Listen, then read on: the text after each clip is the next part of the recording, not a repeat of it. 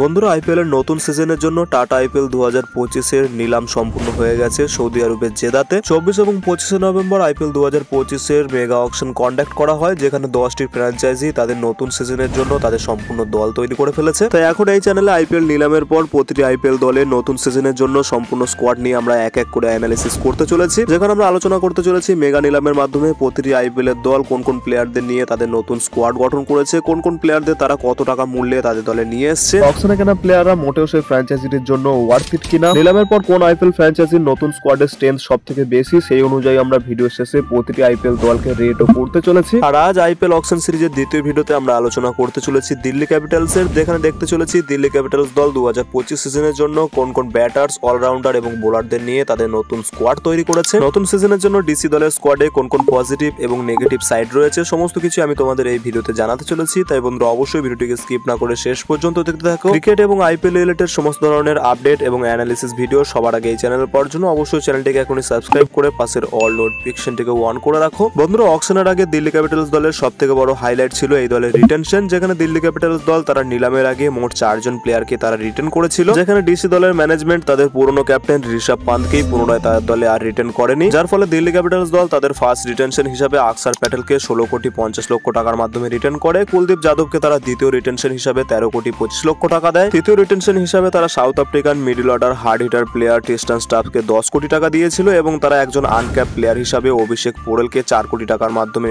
Written করেছিল। এই 4 জন প্লেয়ারকে রিটেন করার ফলে ডিসি দলের নতুন কোচিং স্টাফ এবং ম্যানেজমেন্ট এই নিলামে যায় 73 কোটি টাকার একটা বড় পার্স নিয়ে। অকশন টেবিলে ডিসি ম্যানেজমেন্ট সামনের সিজনগুলির জন্য ডিসি দলের সম্পূর্ণ রূপই পাল্টে দিয়েছে। আর বন্ধুরা এটা বলার প্রধান কারণ কি আমি তার সামনে তোমাদের এই ভিডিওতে জানাতে চলেছি। অকশনের পর দিল্লি ক্যাপিটালস এর ব্যাটিং অর্ডারের দিকে নজর দিলে তাদের ব্যাটার্সের লিস্টে প্রথম 3 জনই রয়েছেন ওভারসিজ ব্যাটার, যেখানে তারা হ্যারি ব্রুককে 6 কোটি 25 লক্ষ টাকার মাধ্যমে এবছর তাদের দলে কিনে নিয়েছে। অপরদিকে জেক ফ্রেজার ম্যাকগারকে দিল্লি ক্যাপিটালস দল আরটিএম করেছে 9 কোটি টাকার মূল্যে। গত সিজনেও আরসিবি দলের ক্যাপ্টেন থাকা সেই ফাফ ডুপ্লেসিসকে এবছর দিল্লি ক্যাপিটালস তার বেস্ট প্রাইস 2 কোটি টাকার মূল্যে তাকে তাদের দলে কিনে নিয়েছে। এছাড়া তাদের স্কোয়াডে রয়েছেন একজন ভারতীয় ব্যাটার করুণ নায়ার, যাকে 50 লক্ষ টাকার বেস্ট প্রাইসে দিল্লি ক্যাপিটালস এবছর তাদের দলে কিনেছে। ব্যাটার্সের পর দিল্লি ক্যাপিটালস এর উইকেট কিপারের দিকে নজর দিলে সেখানে তাদের সব থেকে বড় হাইলাইট হলো বন্ধুরা কেএল রাহুল। হ্যাঁ বন্ধুরা, ঋষভ পান্তকে রিটার্ন না করলেও দিল্লি ক্যাপিটালস দল আরো এক ভারতীয় উইকেট কিপার ব্যাটার কেএল রাহুলকে এবছর তাদের দলে তারা নিলামের মাধ্যমে কিনে নিয়েছে, যেখানে ঋষভ পান্ত, শ্রেয়স আয়ারের মতো ইন্ডিয়ান হাই প্রোফাইল ওয়ালা প্লেয়াররাই এই নিলামে প্রচুর এক্সপেন্সিভ ছিল। আর তার হওয়ার প্রধান কারণ ছিল দিল্লি ক্যাপিটালস এর অকশন টেবিলের মাস্টার মাইন্ড। আর এই সমস্ত প্লেয়ারদের অন্য দলে অনেক বেশি টাকায় সোল্ড আউট করে দেওয়ার পর দিল্লি ক্যাপিটালস এর ম্যানেজমেন্ট কেএল রাহুলের মতো একজন ইন্ডিয়ান স্টার প্লেয়ারকে তাদের দলে মাত্র 14 কোটি টাকার মাধ্যমে কিনে নিয়েছে, যার ফলে কেএল রাহুল লখনৌ থেকে দিল্লি চলে আসছেন। অপরদিকে ঋষভ পান্ত দিল্লি থেকে লখনৌ চলে গেছেন নিলামের মাধ্যমে।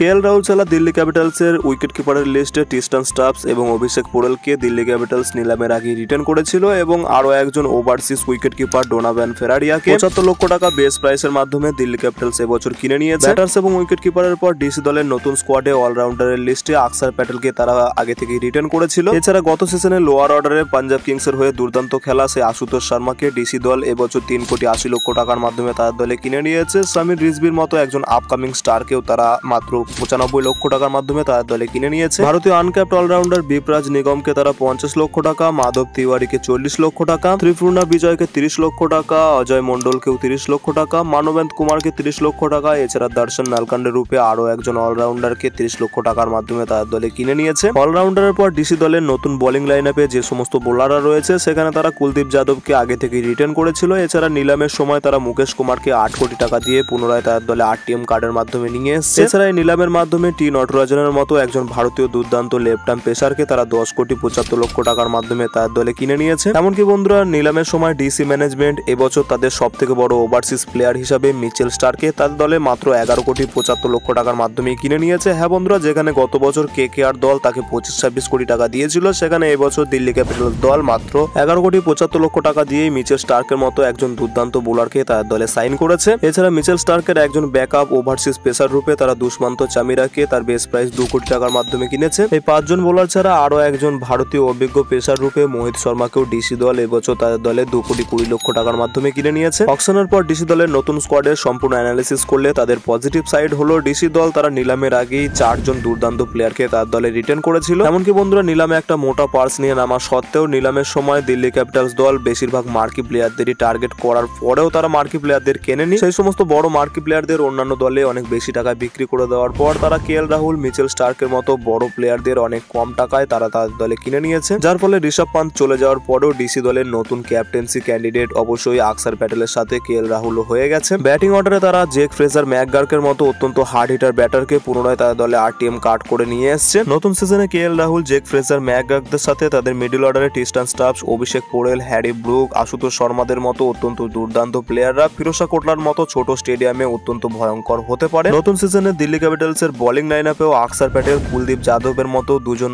ওয়ার্ল্ড ক্লাস স্পিনার রয়েছে। এছাড়া দিল্লি ক্যাপিটালসের নতুন সিজনে ফাস্ট বোলিং কম্বিনেশন দেখলেও সেখানে মিচেল স্টার্ক, টি নটরাজন, মুকেশ কুমার, মোহিত শর্মাদের নিয়ে দুর্দান্ত ফাস্ট বোলিং লাইন আপ রয়েছে দিল্লি ক্যাপিটালসে। এই সমস্ত পজিটিভ সাইড ছাড়া ডিসি দলের নতুন স্কোয়াডে খুব কমই নেগেটিভ সাইড রয়েছে, যেখানে তাদের নতুন সিজনের জন্য শুধুমাত্র অলরাউন্ডারের লিস্টের দিকে তাকালেই আকসার প্যাটেল ছাড়া তাদের দলে তেমন কোনো বড় অলরাউন্ডার নেই, যার ফলে তাদের দলে লোয়ার অর্ডারে কোন প্লেয়ার ফিনিশারের ভূমিকা নিতে চলেছে তেমন কোনো হার্ড হিটার প্লেয়ার এই দলের স্কোয়াডে নেই। শুধুমাত্র একটি সাইড ছাড়া ডিসি দলে তেমন কোনো নেগেটিভ সাইড নাই নতুন সিজনের জন্য। ওভারঅল দেখলে ডিসি দল অকশন টেবিলে দুর্দান্ত পারফরমেন্স করে দেখিয়েছে। এখন বন্ধুরা দেখার বিষয় এটাই থাকবে কাগজে কলমে এই দুর্দান্ত টিমটি আইপিএল এর নতুন সিজনে কেমন পারফরমেন্স করে দেখায় মাঠে। সমস্ত দিক বিবেচনা করে অবশ্যই ডিসি দলের এই নতুন স্কোয়াডকে রেট করা যেতে পারে 8.5 আউট অফ 10।